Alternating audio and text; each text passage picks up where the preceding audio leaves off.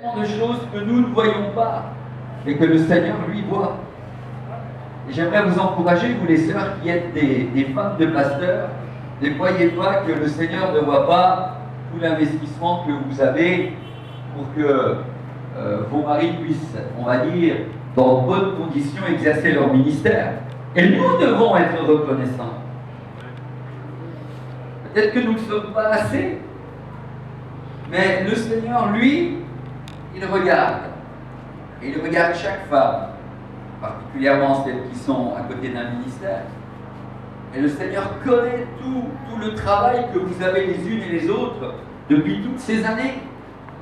Il ne vous a pas oublié. Il sait le prix que vous payez. Et vous savez, je dis souvent, Seigneur, je suis tellement conscient que si je peux être ici, c'est en grande partie parce que le Seigneur a mis son épouse à mes côtés.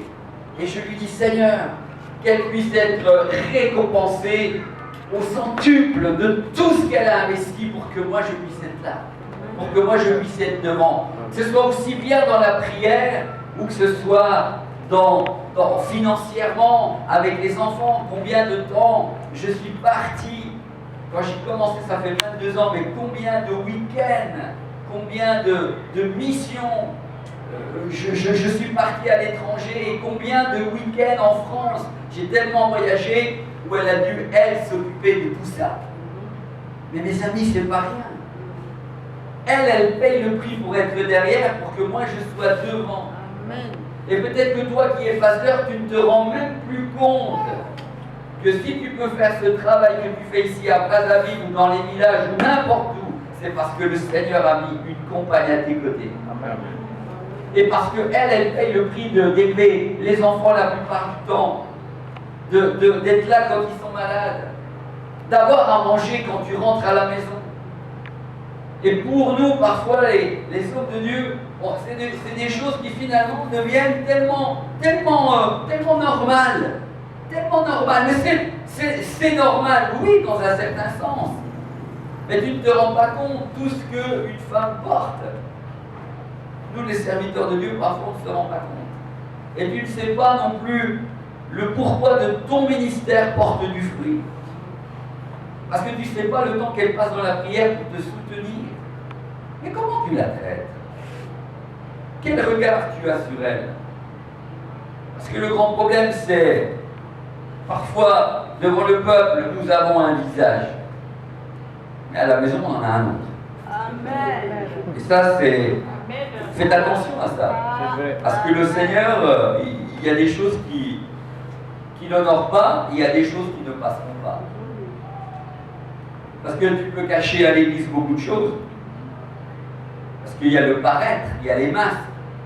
Mais finalement, le Seigneur, lui, il connaît toutes choses. Et comme a dit quelqu'un, et on va voir, je vais juste continuer encore un petit peu ma réflexion. Et comme a dit un jour quelqu'un, si tu veux vraiment voir comment est un mari, comment est un leader, un ministère, peu importe, c'est pas à l'église. Hein.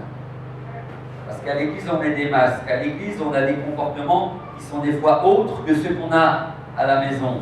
Et quelqu'un a dit, si tu veux vraiment voir quelqu'un, c'est à la maison.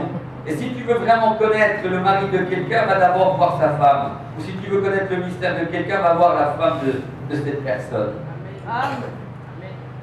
Et là, tu auras vraiment un portrait robot, si je peux m'exprimer ainsi, de qui est vraiment cette personne, avec qui elle vit, où il vit.